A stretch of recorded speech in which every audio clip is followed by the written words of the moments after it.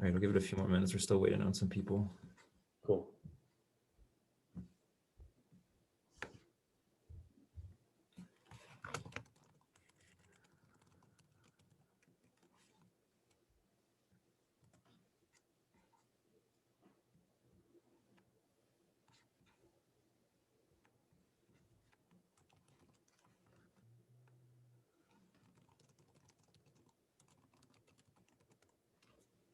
All right, I'm going to start it. It will take like a couple minutes. There's a delay, and then people will be getting in. And so we'll probably start at like 7:02. Cool. Mom? Okay. My mom came to visit me this weekend, and she brought the dogs. And they were literally just barking before we got on here, so I hope that doesn't happen. All right. No worries.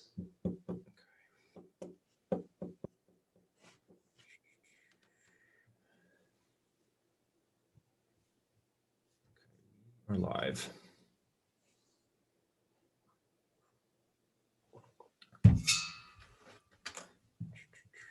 Awesome, people already coming in here.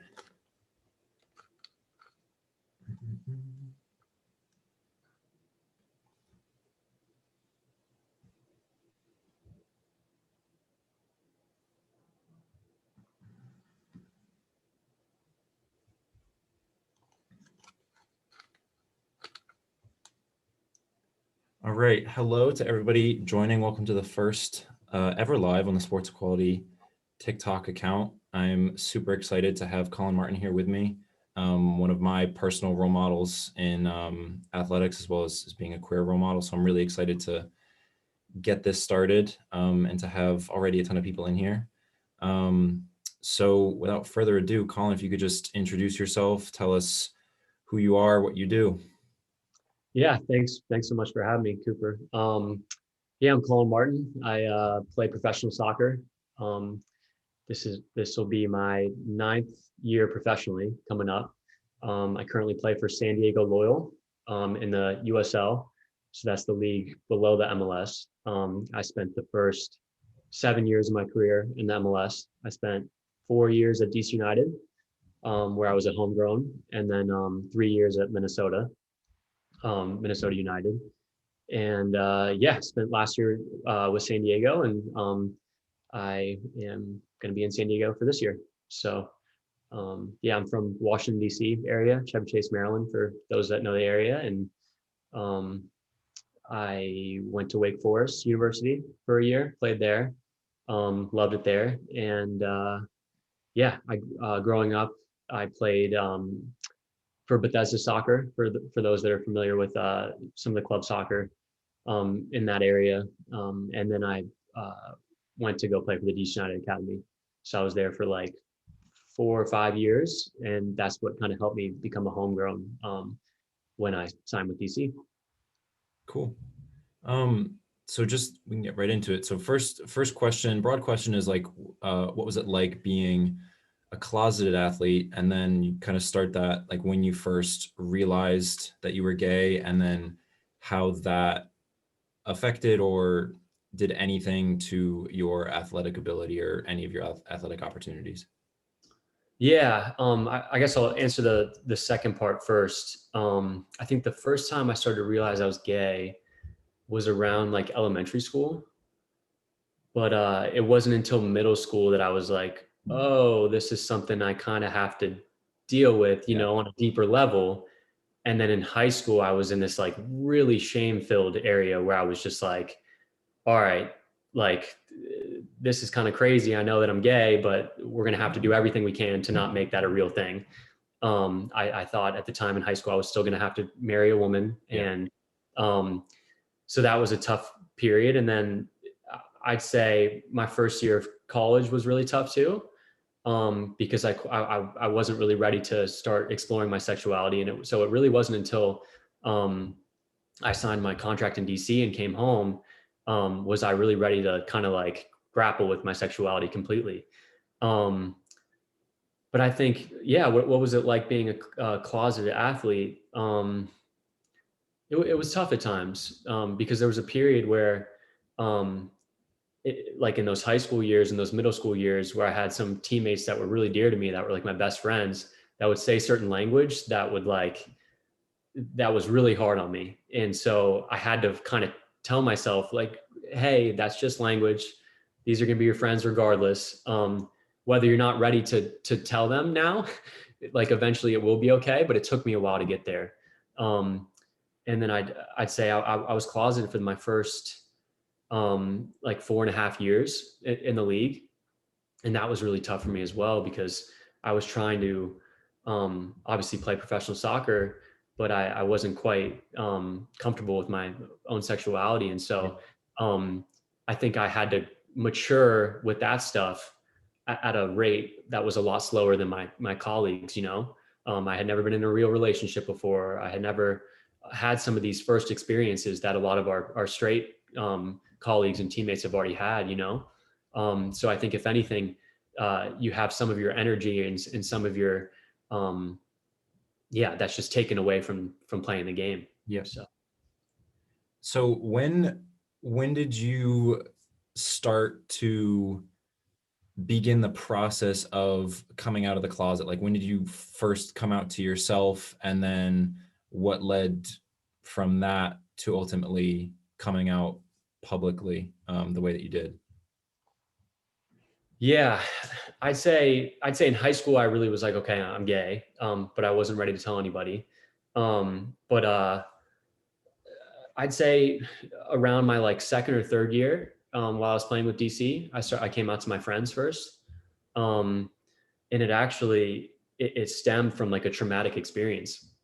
I had tried to meet up with a guy in DC for the first time, and I was like really excited. I was like, okay, like here I'm gonna give this a shot and see what this is like. And basically, it really backfired. And I the guy wasn't quite exactly who I thought he was. One of those situations. And then when I politely tried to be like, okay, this isn't really gonna work out, he basically blackmailed me. And so basically this huge traumatic experience, and I dealt with it for like a couple months. I was basically like, I have to tell my friends, like I was losing my mind, So sometimes like a really traumatic experience, or like finally when you get to your breaking point, when you want to just like tell someone, there's nothing like that can stop you, because you just need to have that support. I don't know if there was a similar situation with you, hopefully not as traumatic, but there gets to a point where you're just like, I'm done with this. Like I need Yeah. to tell someone, and if it's good or bad, it happens. Like, what do you think? Yeah, I would definitely consider myself one of the luckier queer people in that I grew up in an incredibly accepting place, and that my coming out itself was really incredible. Like I don't think I had any initial bad reactions to when I posted my coming out story. I have been like the target of homophobic abuse, but nothing as major as what I've heard other people have faced. But I definitely get what you mean about wanting to, like, this overwhelming feeling of like, I just like, it needs to be said, and Mhm. it needs to, like, you need to get it out. And so like I think the way that I described it is like mental claustrophobia, where I would get this sense of like just wanting to like scream and yell to the world about who I was. But I felt like part of my problem was that I felt like I had to come out to certain friends first before I came out publicly, because I knew I wanted to come out publicly, partly because I didn't want to face all the questions of like going back to school and like every other day having someone come walk up to me and say, "Oh, you're gay," when they just found out from somebody else. And then I also felt like I had a chance to be a role model for other people. Um, but in order to do that, I first had to tell a select group of friends. And I was like, I remember like I made a list, and I was so confident that I could just like bang out all these, like, it was over the summer, so I wasn't near any of my friends. And I was planning on giving them all a phone call. I think it was like 6 people. And I was like totally confident I could just do it all in one weekend and just like be really fast like that. Each conversation went really, really well, but it was so emotionally draining to like build myself up to that high of like potentially like this could not go well. Mhm. So it took me, I think, over the span of like 4 months to do 6 of those phone calls. Yeah. Um, but once I did it, and I was able to post on Instagram and finally just like get out of that mental claustrophobia, it was really, really freeing. Mm. Yeah, I mean, once I told my best friends, it wasn't for another like couple months that I was able to tell my first sibling. So I'm one of five, and I told like two of my siblings at first, and then slowly the others. But I think like each time when you come out to someone that's like really important to you, it's builds more courage, right? And so once I told my friends, I think it took me another almost like a year and a half or 2 years before I came out to my parents as well. That was like the big one for me. And once I told my parents, I was able um, to then work on telling my teammates. Yeah. And then that was a slow process as well. So So I know that I came out to a couple friends first, and then pretty quickly I told I have one brother, and then I told my parents. Why do you think because I know some people go family first, and then other people go friends first. Why do you think it happened the way that it happened for you?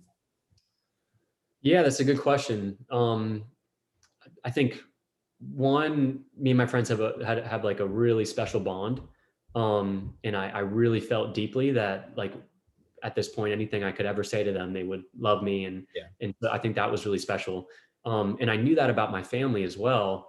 I just think for my parents, um, I couldn't get over the disappointment factor. Like I really felt that I knew it was going to be such a big deal.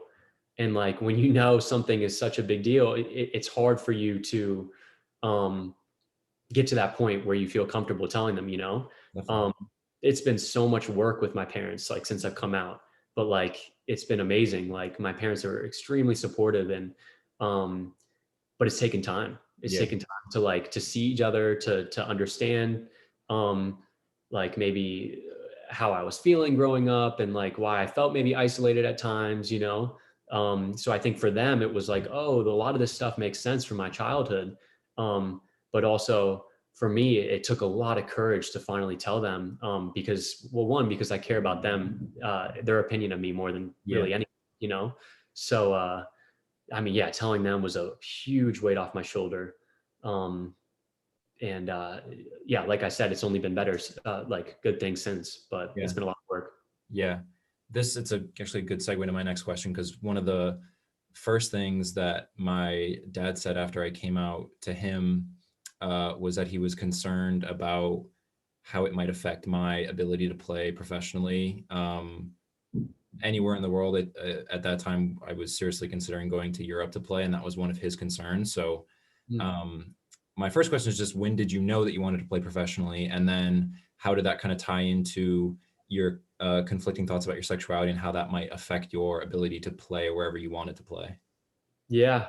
I knew I wanted to play professionally uh, ever since I don't know, like early on, like I'd say 8, 9 years old. I remember writing I have like journals of like when I was in third, fourth grade, like writing, I want to be a professional soccer player. It's all I've ever really known. Um, and I'd say to that point, to the sexuality point, like I was never going to let that stop me, you know. Um, Whether I was going to have to conceal my sexuality, that was another thing, you know, which I did. I concealed it. I wasn't ready, you know. Yeah. But I think that was a maturity thing, and just getting to a place of like self acceptance first. But I was never going to let that affect Yeah. um, uh, me being a pro. So, um, but I know for a lot of people, it's a huge deal, and like just the fact alone, thinking that you won't be accepted in locker rooms, or you won't be accepted by teammates, or um, if you go overseas, you won't be accepted by a team because of the sponsorships values or beliefs. You know, like that stuff is real. Um, but I know for me, like it wasn't, being a professional soccer player was like my only dream and goal. Yeah. Like so, I was never gonna let anything get in the way. But I don't know. Yeah, I think for a very long time, and I only really realized this over the past couple months. I started playing relatively later, taking it seriously relatively later. I only started really kind of dreaming to be professional, like I think the end of eighth grade, start of high school. And I realized that I had very little natural ability, which would require me to do a ton of training, which I did for all of high school, like ridiculously, like really like unhealthy amount, just in terms of like physical as well as mental. And I didn't really realize it at the time, but I think that I used it as a coping mechanism to escape from confronting my sexuality, Yeah, because it was the only thing that was ever able to distract me enough from having to confront my sexuality. Because I think I convinced myself that if I got good enough at football, that I wouldn't have to like worry about my sexuality at all, because I was so afraid that it would negatively impact my ability to play for whatever reason, and then as well as my like my chances to play. that's real. um which was, and it had the exact opposite effect, because I went from my freshman year, I came up between my freshman year and sophomore year of college, and I freshman year played, I think I started twice in 5 total appearances, and then sophomore year I started every single game of the season and had the most minutes out of anybody on the team. And it was really, really, I mean, I felt foolish after realizing that, okay, this was never going to be a hindrance. This was only going to be something that was going to empower you. But it was really, really cool to finally realize that, yeah, this is actually like, this is a help now. This is not a hindrance. Yeah. No, I think that's really real. I mean, I go back to a lot of times, like similar, like when I was young, like I would overcompensate a lot, you know, when I realized that like, oh, the athlete has um, the ability to, I don't know, control the narrative at school, or like, or is like usually the more popular one, you know, and people look after you, or like look up to you, you know, like I was like, okay, if this is the one thing I can really use socially to like, I don't know, to feel like have value, you know, like I really put a lot of work into soccer in that regard. Yeah. Whereas like, okay, eventually if I'm going to have to come out, like, it won't be as big of a deal if I am this big soccer player, Yeah. or, you know, so that I think a lot of that ended up being detrimental, you know, because maybe I didn't treat people as well at times, or because of my self-conscious stuff with my sexuality, maybe I was, or because I was bullied at times, maybe I then was saying something mean to someone else, you know? So, um, but yeah, it's not easy once when you realize, um, that maybe your behavior is because of Yeah. your sexuality, you know, like you're doing things to overcompensate, or, Yeah. but a lot of that's just a part of growing up, and hopefully, uh, like society will teach us and accept Yeah. like your kids growing up, so that they don't have to feel like they're othered, you know. Yeah. So, Yeah. but I like, when I think about, like I said, my I grew up in a really accepting place, a super super progressive private school campus, where I had like my best friend growing up. Her parents were gay. I had like, there were a bunch of teachers there that were gay, and like I had all of these amazing role models around me that I grew up seeing my entire life, and seeing like just being gay as being normal. yeah, And yet I really, and like I know that it's not ultimately my fault, but I do think that I put myself in the closet a ton. I think like my teammates and my friends, like they said homophobic stuff, but like I never heard any of them say like, oh, gay people, like they're going to hell, or any of those lines that we typically hear from like really overt homophobic people. yeah, And so when I think about it, I really think that it was this perception that I had of being gay as somehow being a bad thing. Like I remember like like praying to God that he would make me normal. Like I remember saying that so many times, like make me normal, make me normal. And it, like, obviously it's ironic because I was normal all along. yeah, But yeah, I like, and again, like I really, like I don't know why I was so closeted, because like I said, I had all these amazing role models.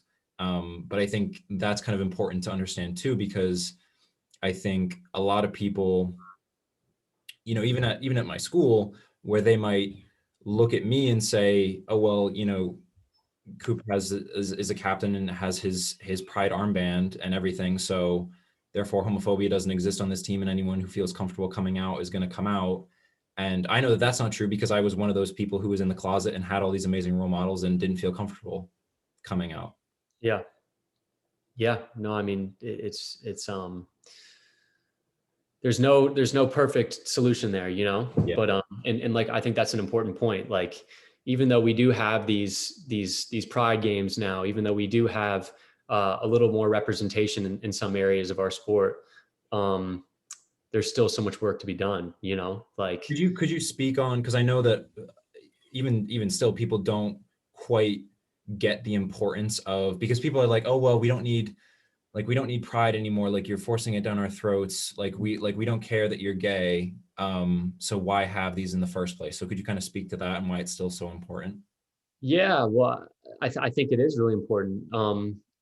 One, for me, when I came out, like on a national stage, I wanted to use the Pride game as an opportunity to kind of celebrate with the community in Minnesota. You know, I had gotten to know this amazing LGBTQ like community in the Twin Cities, and for me, it was a way to like celebrate obviously me coming out, but like celebrate how supported I felt, like with not like in the community with the organization.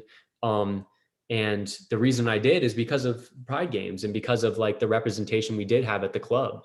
And I think now in England, you see that different Premier League teams, they have like a Pride supporter section, and it like means a lot.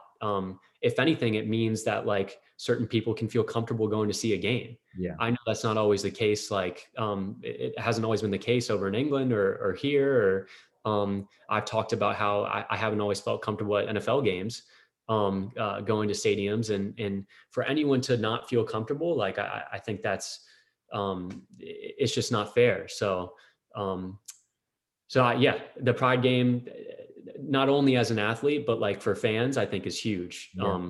And the MLS did a really good job before games, like talking about kicking homophobia out of the game, and talking about how they just are trying to create inclusive environments, and that stuff doesn't go unnoticed. And I know when I had gay friends come and watch my games in Minnesota, like they really did, like they pointed that out, and they noticed how special it was, and even to see rainbow flags in the stadium, you know.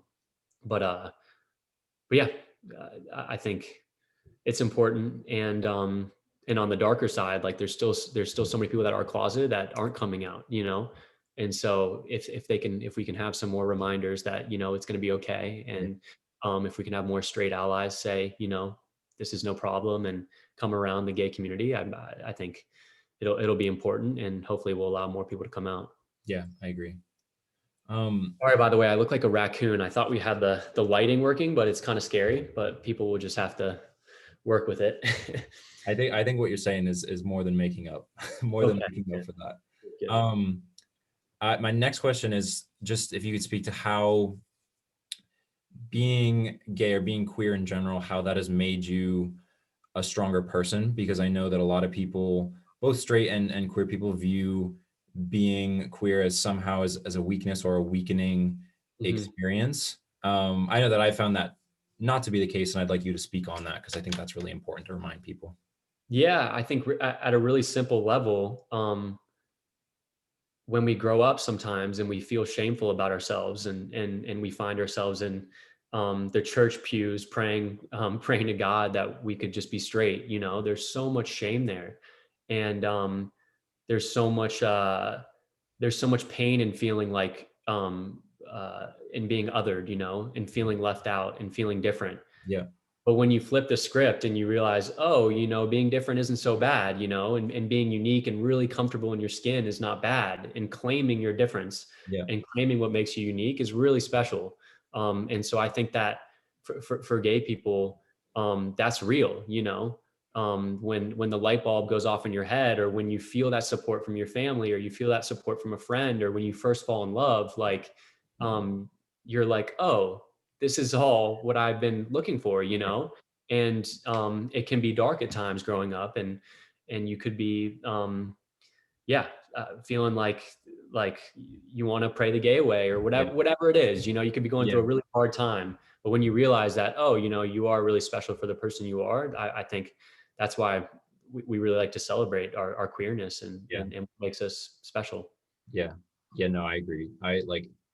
I found that I think I don't really realize how, because of where I'm at now and just being really, really comfortable with my sexuality, I don't fully appreciate the things that I was able to accomplish while I was still closeted because of how much emotional stuff I was dealing with, like internally, like all on my own, and then still doing everyday life. And the only thing that makes it real for me is when I hear about kids who are going through what I'm going through or what I was going through right now. One of my friends who's closeted, still in high school, is kind of in the middle of this process of coming out to his family and his friends and his teammates. He plays American football. He's a really, really good player, but he's so worried about how that's going to affect his ability to play in college or his, ability to even play on his high school team or whatever it is. And I hear him say quite often, and I jump on it every time, where he's like, "Oh, I feel like there's something wrong with me, and I feel like I'm like weak and pathetic and all this stuff." And I have to tell him, like, you have no idea how strong someone has to be to do what you're doing, because you have to do what everyone else has to do on a regular basis, like school, athletics, social life, and be good at that. And on the inside, have all of the like this, like, I can't even describe being closeted in like in a really accurate way, because it's this total, you're trying to like attack yourself from the inside, which is, as I'm sure you know, is really, really damaging, and also really, really just like emotionally and mentally draining. So it takes incredible strength to be able to do that while also being able to do all the other stuff that's expected of a regular kid. Yeah. I think that strength, once I realized it, and then once my friend realizes it, and other closeted people realize it, is so, like, it's so useful, and it's gonna pay off, and you're gonna be able to use it later down the road when it's really gonna count. But I obviously, like, I totally understand how in the moment it feels like you have absolutely no control over anything, and everything is hopeless, because it is really, really hard place to be, being in the closet and feeling like you are um all alone. Yeah. Yeah, on a brighter note, I will say that I've gone back to my high school and spoken to some teachers over the years. And I graduated high school, I'd say about 9 years ago, which is kind of crazy. But they say there's been a noticeable difference in the past 5 to 10 years about how much more inclusive the school is. And I Yeah, know that that's not maybe indicative of the whole country, and maybe it depends on the school in certain areas, but like it's cool to be gay now. And like, like, whereas maybe when I was there, it would be a joke to put the gay kid yeah, as the prom king. Like now, like I went back, both the prom king and queen were queer, yeah, like that's at awesome. my high school. And it wasn't a joke. It was Yeah, because like they're badasses, and people yeah, are supporting them, you know? yeah, So I hope that's the case. And I really envy, uh, people that are in your friends' shoes, that are in high school right now and younger, because I think people are opening up to, first of all, how we have to kick out some hateful language, right?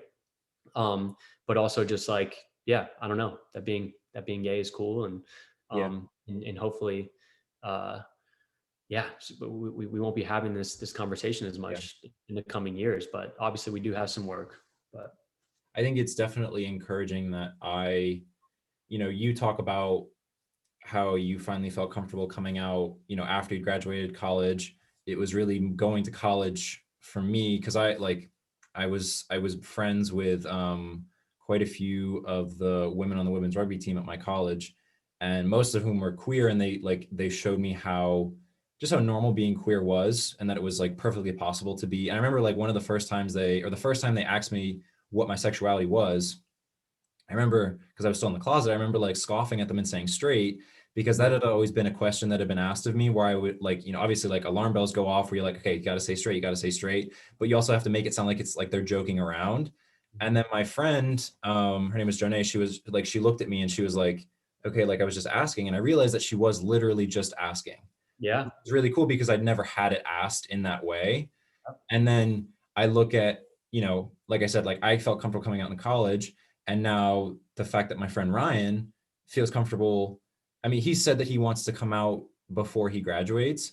I think it's really encouraging that, I hope, obviously this is I a very, hope he didn't use his real name. yes, no, no, I'm he's, just, No, no, I appreciate that, and I'm sure he would too. I'm kidding. But he said that he wants to come out before he finishes high school. And I Mhm. think that's, even though it's definitely a really small sample size, I do think that's indicative that we are moving in the right direction. Where, and I have to remind Ryan of this too, because it's like, I told him, like, I would have never been anywhere close to where he is now in high school. It's like, it's not a competition, but I do think it's really encouraging that he, at just 16 years old, is, already out to all of his family, and already out to a few of his friends. It is. And I definitely think, fingers crossed, that means we're moving in the right direction. Yeah, that reminds me, sort of what propelled me to come out in Minnesota was so I do this I do work with Athlete Ally, and and uh, what's really special about Athlete Ally is that it got a lot of straight teammates to support basically the LGBTQ community, not only through donating some of their own money, but just for like speaking out and talking about how sport is for everybody, simple stuff, but all really good. And basically, I had a reporter come and say, "Hey, this is the second year you're doing this in Minnesota. Um, like, tell me, like, why do you care so much about the LGBTQ community and supporting them?" And just her asking that, like, just like sent me, like, I lied to her. I didn't feel comfortable, like, just telling her for real how important it was for me to be doing this work and seeing, more importantly, seeing my straight teammates stick out and talk about this stuff. Yeah. And so I felt so stupid for not being able to like be myself and proudly affirm like being a gay man, like in doing this, like really makes me feel proud. And I think about a couple weeks, maybe 2 weeks later after that, I was like, you know what? That's ridiculous. That's the last time I'm going to lie in an interview about my sexuality, because it's something I'm proud of. It has nothing to do with my ability to play soccer. Um, but but if I can make it easier for someone that's looking up and wondering if they can do it, then that's why I want to do it. So it is powerful for us to now be able to have those conversations freely. Um, and so and I think you might touch on this a little bit later, but also one of the coolest things that I can do for my teammates is be comfortable having these conversations and being open to answering questions about my sexuality or just questions about the community in general. Listen, I'm a white dude. I'm gay. I can only speak so much, about my own experience. And there's so many different types of people out there. And so I hate putting us into a box, but just being able to just provide a different perspective to a teammate and Yeah. not shame them for asking a question, like I think is huge, Yeah. because they need to be able to feel comfortable just like reaching out to a teammate, like one on one, So So, I mean, on that subject was the next question. Have you like ever had to address one of your teammates or friends, either in a formal or an informal setting, about something that they've said that was either intentionally offensive or unintentionally offensive? And I don't, like, if you feel comfortable providing an example and just kind of how that conversation went. yeah, I'd say more on an informal level. I've had like I've been out at the bar with a teammate and whatever, we're having fun, and he might ask me like a particular question about like just maybe like a sexual preference, Yeah. and I have to tell him, that's not really, it doesn't really work like that, and you have to kind of tell him, one, that doesn't feel fair, and like, but without being a total dick about it, but like you have to be like, hey, that wasn't quite fair, but also just try to change his whole perspective of what like maybe being gay to him looks like, right? Um, but in terms of like, I've never had to sit down a bunch of teammates or tell them. When I first came out to teammates in Minnesota, I did it to a group of like 5 or 6 at a dinner during preseason, and that was nice because I kind of got to tell 5 or 6 of them, and Yeah. it was a big weight off on my shoulder, and I was able to kind of then have the information slowly Yeah. um, go out to my other teammates. I'd say, but there was little things. There was one instance that really was tough for me when I was in DC. When Michael Sam came out, we would always have the ESPN Yeah. on Yeah. in the mornings. And I walked in the locker room and I saw the big breaking news. Michael Sam comes out. And I was like, oh my God, like, Yeah. what are people going to say in the locker room today? And I remember just like one guy was like, you know what? It's not a problem that he's gay, but like, I just hate that they have to come out and make a big deal about it. And I was just like, oh my God, like turtle in a shell. Like, Yeah. here I am, like, mark it in the calendar Yeah. another year from now, 2 years, 5 years, 10 years. I can't do this. Like, he's right. It shouldn't be important. I shouldn't come out. But like, just little stuff like that would always like eat away at me, you know, Yeah. because until you realize like, oh, it doesn't matter about what a Yeah. teammate thinks. But it's hard. Um, I don't know. It didn't really answer your question, but kind of. No, no, it did. It did. It did. I know that I've had individual conversations with my teammates and with my friends. And it's been just in general dealing with people. I've tried several different tactics. The first of which was like right after I came out was kind of just ignoring anything that was said, which obviously it's never going to work. And then I tried to laugh along with it. And part of what I think that was me trying to figure out like what is actually offensive to me, because I like for so long I'd like totally been like, okay, shut down. Like anytime someone says homophobic, like don't feel anything, don't feel any emotion, which also shuts down any angry or annoyed emotions when you hear those things.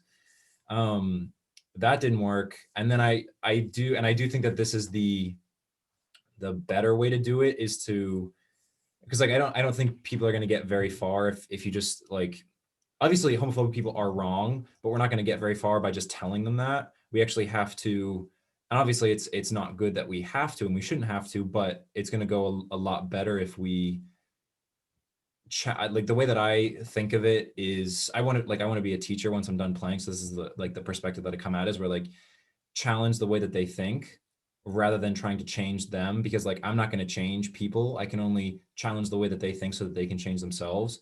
And so I would really try and deconstruct whatever it is that they had said, like whether it was a joke about, you know, like I know that I heard, I think one of the first like subversively homophobic things that I ever heard that I remember like in elementary school was like, say no if you're gay, because then kids would automatically hear gay and they'd be like, oh no, I'm not gay. And then like the joke would be that you would say no, and then people would go, oh my God, you're gay. And I remember coming home and saying that to my parents, and and this just kind of speaks to the parents that they were and are, like they sat me down instantly and were like, this is why this is offensive to people like your best friend's parents, because while it might not explicitly say anything bad about gay people, the message it sends is that being gay is a bad thing. And I Yeah. try and do that with whether it's my teammates or whether it's my friends from college or from high school, Mhm. is to challenge their thinking. But I get, and I'm sure you feel the same way, really, really frustrated because I will have those conversations and it will continue to happen again and again and again. Yeah. And, the worst, like I remember the F word has been said in front of me quite a few times.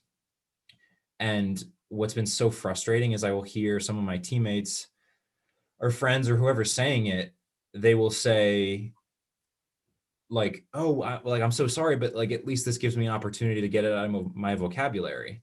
And I'm thinking like, so I have to thank you for this opportunity that you had to hurt me in order to finally realize what's like that it's actually offensive to me. And Yeah. I've explained it to them in that way, but sometimes like it still happens. Fortunately, like I think like we're going on like a month and a half now. I haven't heard that word said in front of me, because it's never been said to me directly by any of my friends or teammates. It has been said around me. And then Yeah. that gets into the whole idea of intent versus impact, where I think a lot of straight people go, oh, well, since they didn't mean it like that, then it's not homophobic and you can't be offended by it, which is a Mhm. really dangerous precedent, because just because nobody meant it like that's not enough, like that's not consolation for me, like that's not going to make what I feel go away.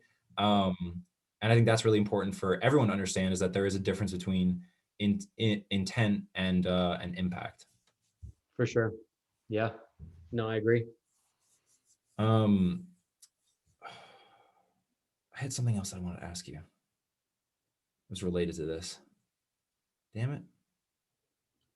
Like, yeah, I don't know.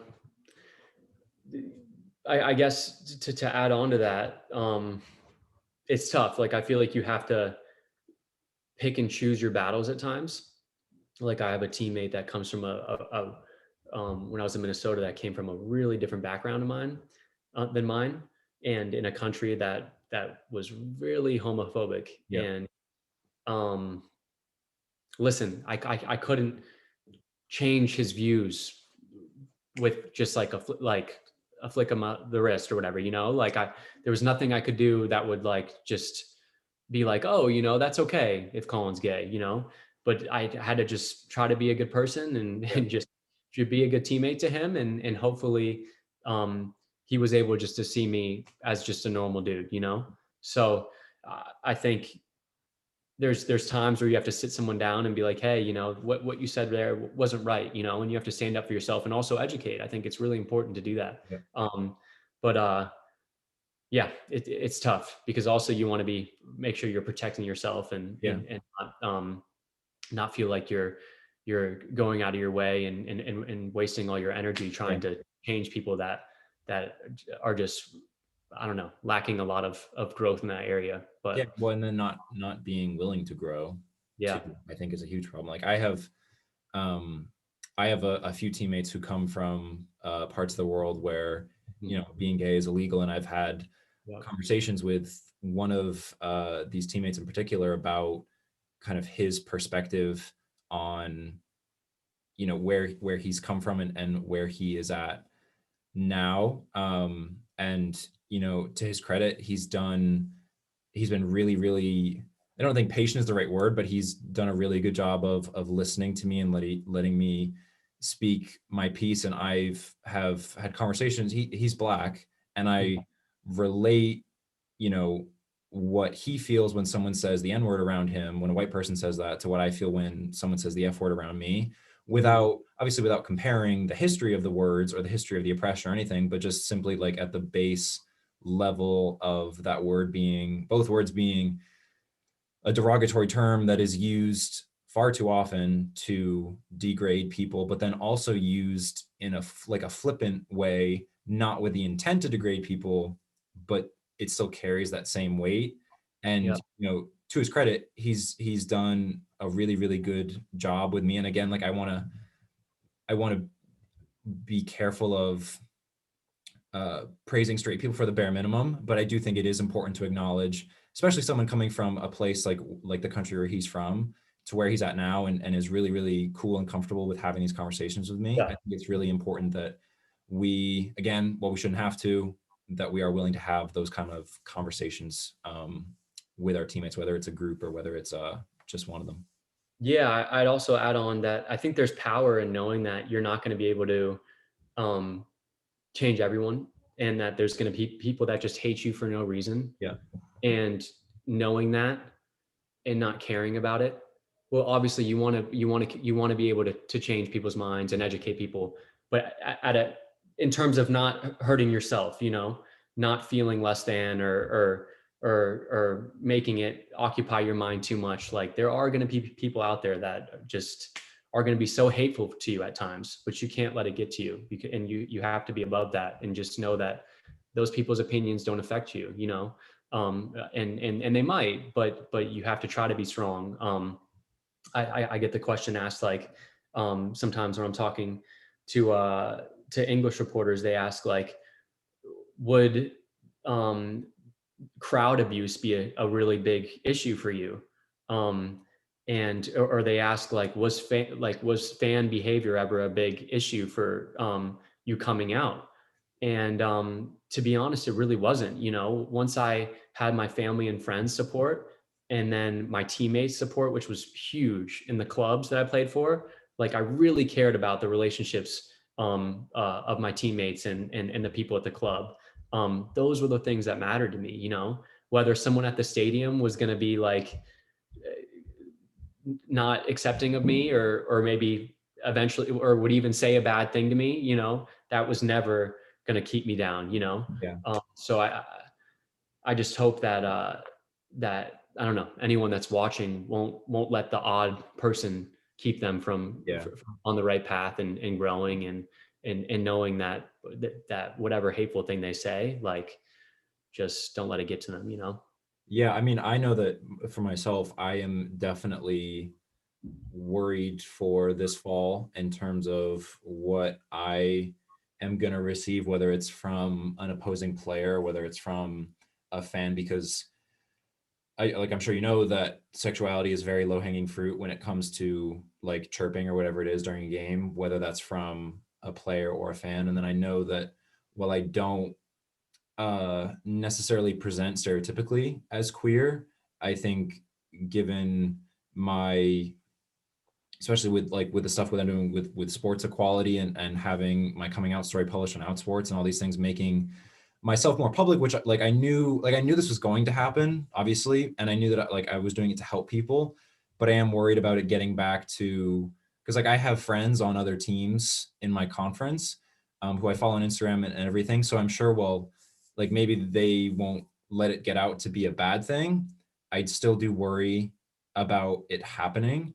Mhm. And then the same thing with the fans. So I would really like appreciate any advice you have for kind of dealing with that or how to react to that. Yeah, I mean, like I said, and I can only speak for myself, like my teammates support, like, and even this last fall when I was a target of abuse by a player on the other team, like the support and love they showed me, like that should shine through, you know, Yeah. and that's what matters most. What upset me about that incident, if people don't know about the incident, I was called basically a bati boy, which is basically faggot in that native language on the field, and anyways, basically my teammates came around and supported me. Oh, but what I was trying to say was that what really hurt me was that I feel like he only said that because he knew I was gay. Yeah. So for you, it's tough. You're right. So you're saying that, you know, now I am out, and and people could target me as a slur, and I would just say to you, yeah, like don't take that one, because you should never be able to take that abuse. Um, and and I guess the thing that's cool about it is that it gives the other people and other like guys on the different teams a perspective. You know, they have to know it shouldn't change their behavior, but Yeah. it should never make that language happen on the field. Basically, Yeah. it can't be tolerated. Yeah. So I don't know if that really answers your question. No, it does. It does, because I know that like you talk about, like I remember hearing, my high school, I went to a private school with a ton of international kids. We had a huge population from Nigeria, Mhm. and you know, Batsy Boy would be thrown around like crazy, and I would hear it all the time. I didn't actually know what it meant until I graduated, but I knew that it was never. I mean, I'm sure that they knew what it meant, but they were, again, just the same way that a lot of people say gay when they mean to say stupid. Mhm. They're just looking for a way to call somebody an idiot or like a bad thing. Um, my It's a way that they can emasculate someone, Yeah, exactly. which to me, because, and listen, there's a lot of homophobia in America too, but and there's people that commit suicide. There's real, that it's a real issue, you know. And for me, in whether it's Nigeria, whatever, Jamaica, the country, people are persecuted, you know, and they don't feel like they can live Yeah, like their lives in that country. So there's real consequences for that type of like um culture and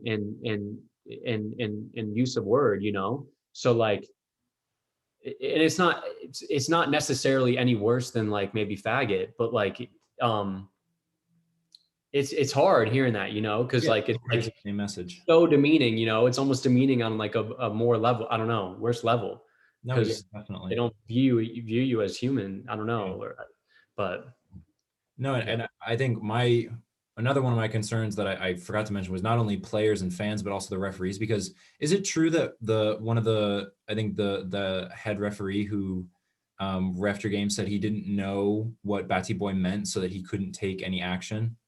Yeah, Is that true? yeah, So yeah, I know yeah. that, I mean, first of all, like definitely, like I go to school in like in the middle of nowhere, New Hampshire, very, very white, very, very like not a whole lot of culture. And so I do worry about, and we have kids from all over the world Mhm. coming and saying something like that, and then the referee's not knowing what the word means, so they can't take any action. Like, this is a conversation I'm having with my coach and the AD to have more education on for referees about what is homophobic.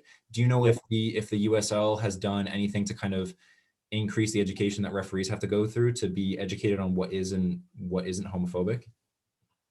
Yeah, I think I don't know what exactly they've done, but I feel like there is I mean there definitely has been more conversation about what to do if it happens, and I think the biggest responsibility the ref had um, was to actually make a decision and make something changed from the outcome of the game. Like, basically, I told him what happened, and he didn't feel like he had enough evidence, and he didn't feel like he had the power to do anything.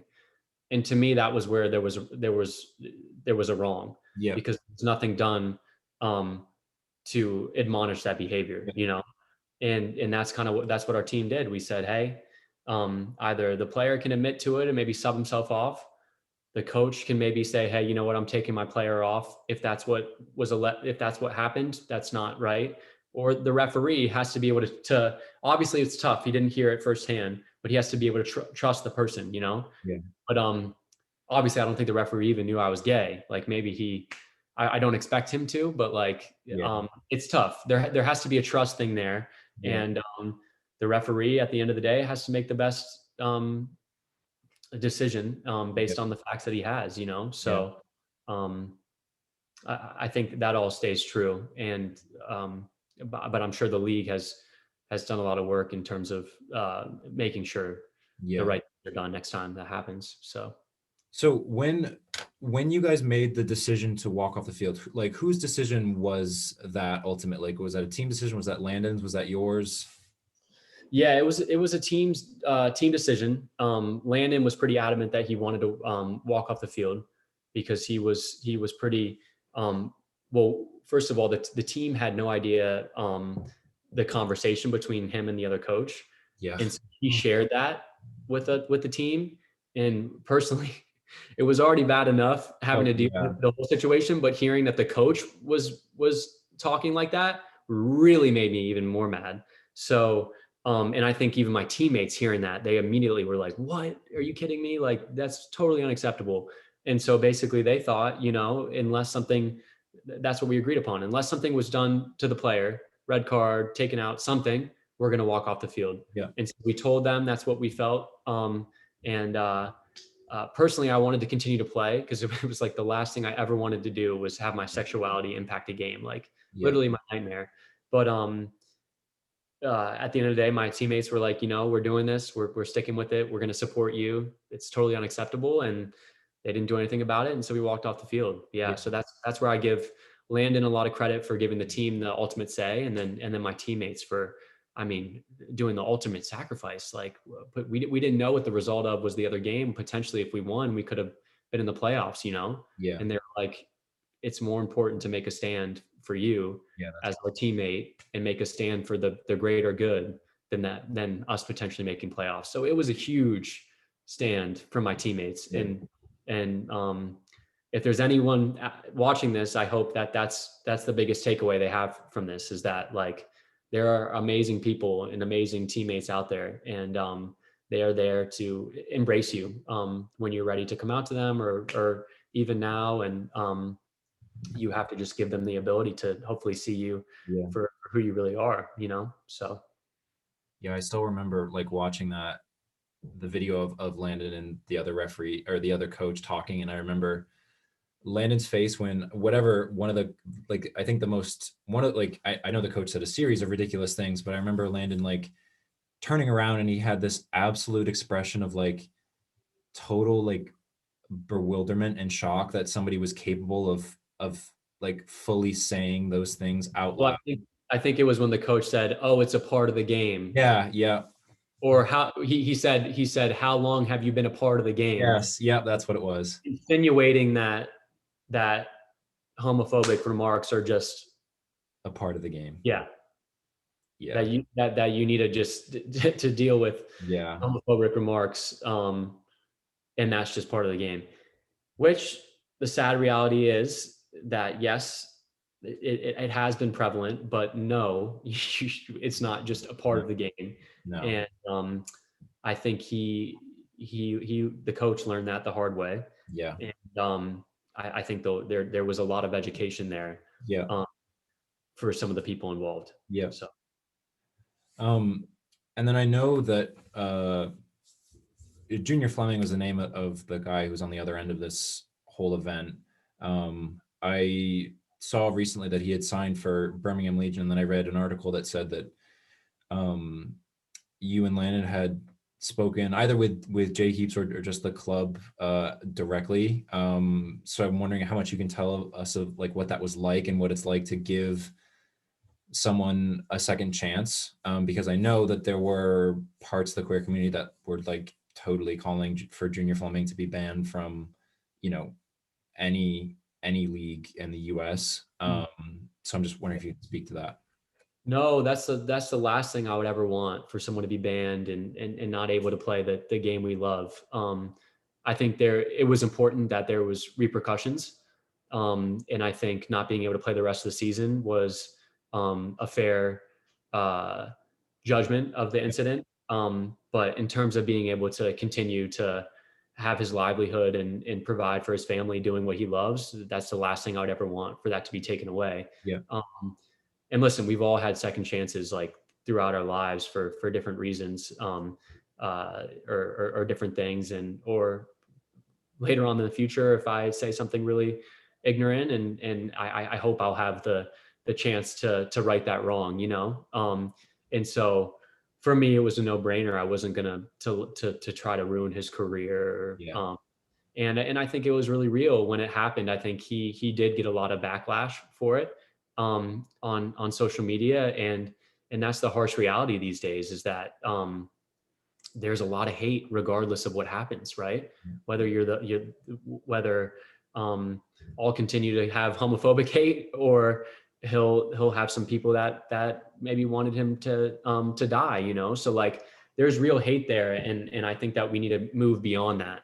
And so yeah, Jay called me and let me know that he was gonna do everything he could to guide the player in his education, and make sure that they're engaging with the community there, and making sure everyone feels comfortable with the signing, and that there's continued growth, not just them saying, oh, we're gonna try to be better, actual real things that happen. And if that's the case, then I have no problem with the signing, and I hope, I mean, Junior has a big chance to like right or wrong, and that's kind of what I told him. He has a chance to go back to his country, and the way that he holds himself in this country playing, and be a role model, and be like, that was wrong, and hopefully yeah, just be better in the future, and try to kick out homophobia Yeah. from.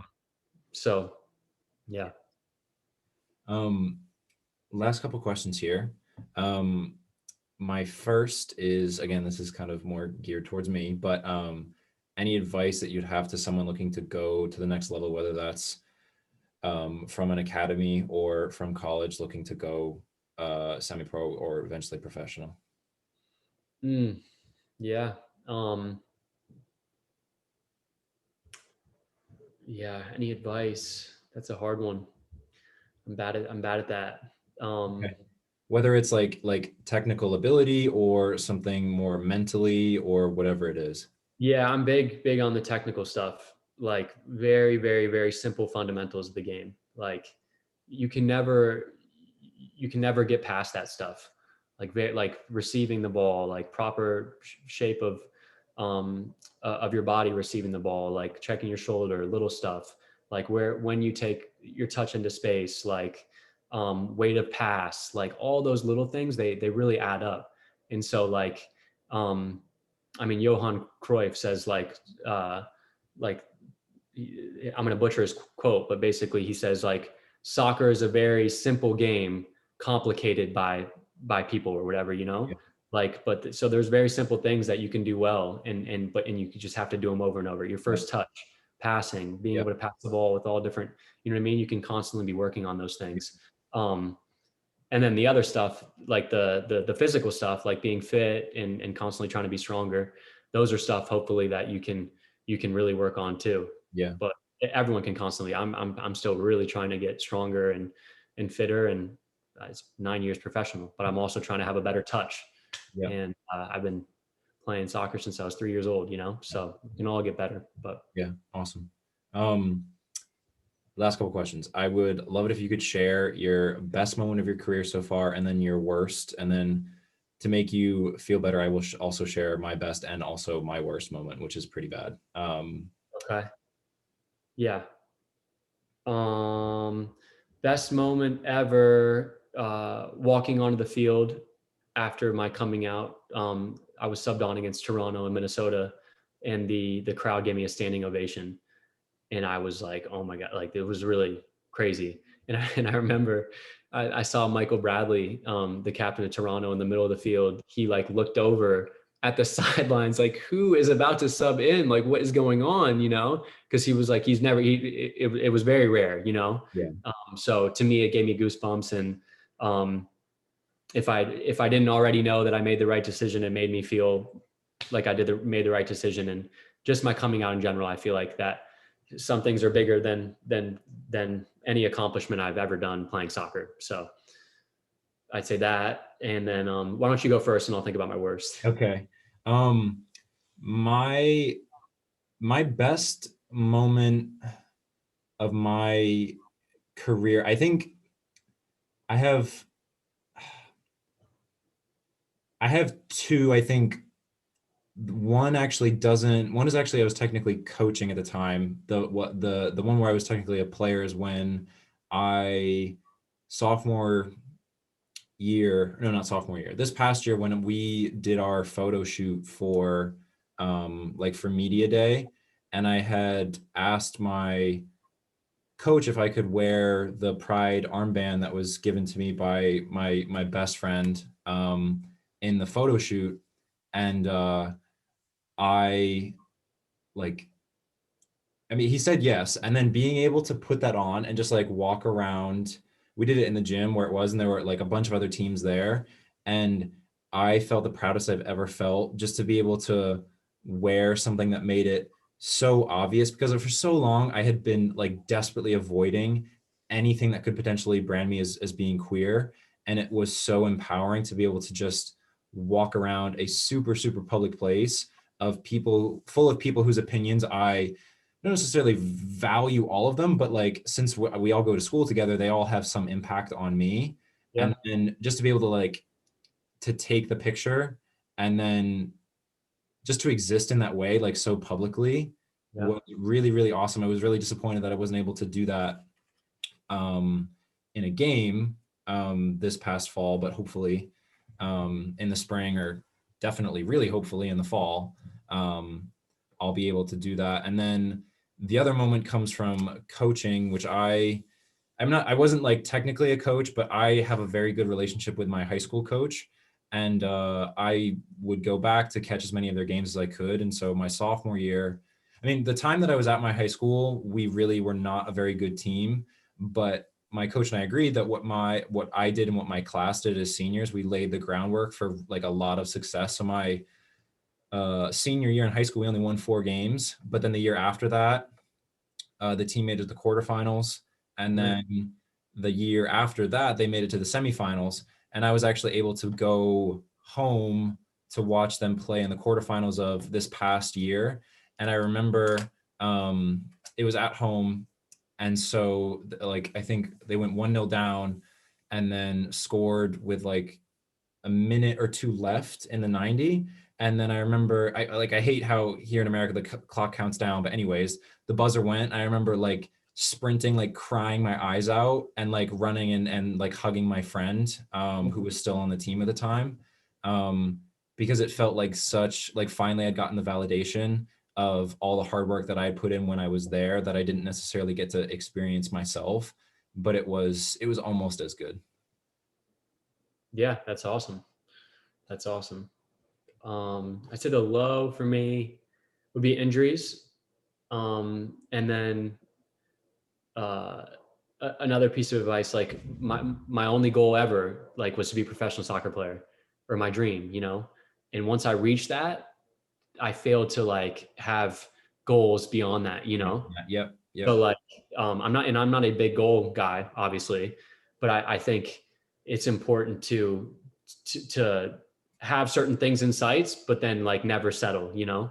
So and then just now, like, I feel very fortunate to still play, and I want to maximize my potential. So if it, like, I feel like maybe at times I didn't always maximize my potential, and Yeah.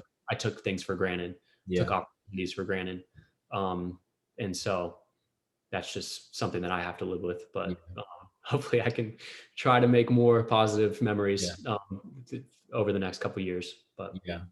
My my my worst one is really bad, but it ended up being really good in the long run. My last game, my senior year, we went. It was an away game against like a good team, a team that was much better than us, but not better than they beat us by. They beat us 7-0, and my teammates really kind of gave up towards the end, which had been something that I had been desperately trying to avoid because I think I was the only kid from my class.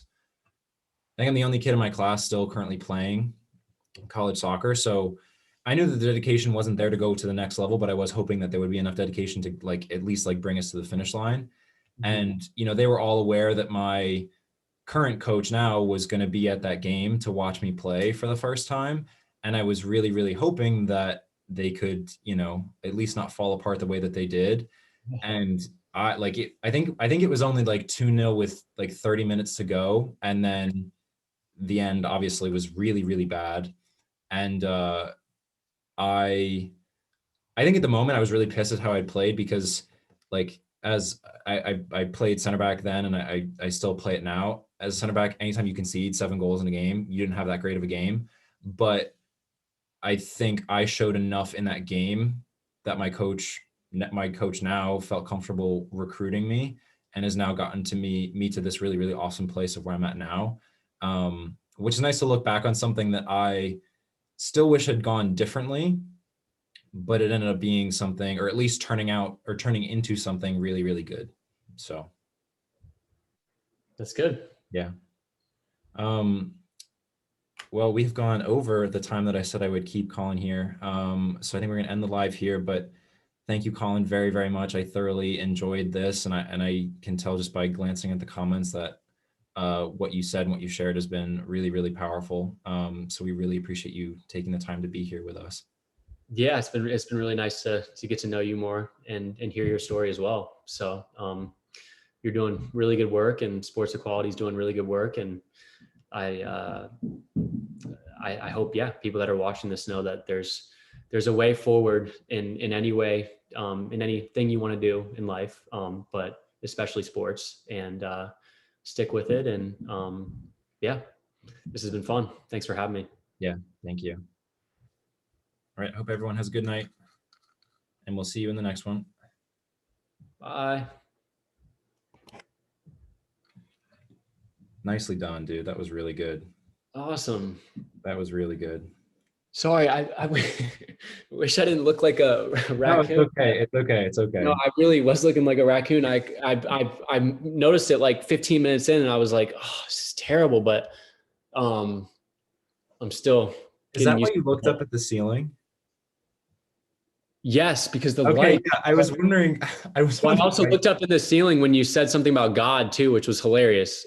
Oh, that's why you did that? Okay, I thought that's why No, you did that. well, I know it was a weird coincidence. It was like God and the lights. And the Well, because lighting. I was trying to figure out the lights. I was like, is there a Yeah, way? Like, they're so bright and they're the creating a terrible shadow. But whatever, it's all good. I think the audio is obviously more important. yeah. So, yeah. Well, yeah. Thanks for having me on. I hopefully that got to some people. And No, it did. We oscillated between, I think, close to 30 to 40 people between an hour, which is really, I mean, I know that I usually only get like 20 people in my lives, and I have about the same followers that these guys do. So, nice. We'll I tell think, the yeah, people like Kirk and everything. Tell them thanks for having me. And I haven't met him personally, but just let him know that I appreciate the work he's doing as well. Yeah, sure. You too. And yeah, keep up the good work. Good luck with your season or your practices. Thank you. So yeah. Well, I will be talking with you soon. Awesome. Sounds good. All right. See you. Thanks for having me. Yeah, thank you. Bye.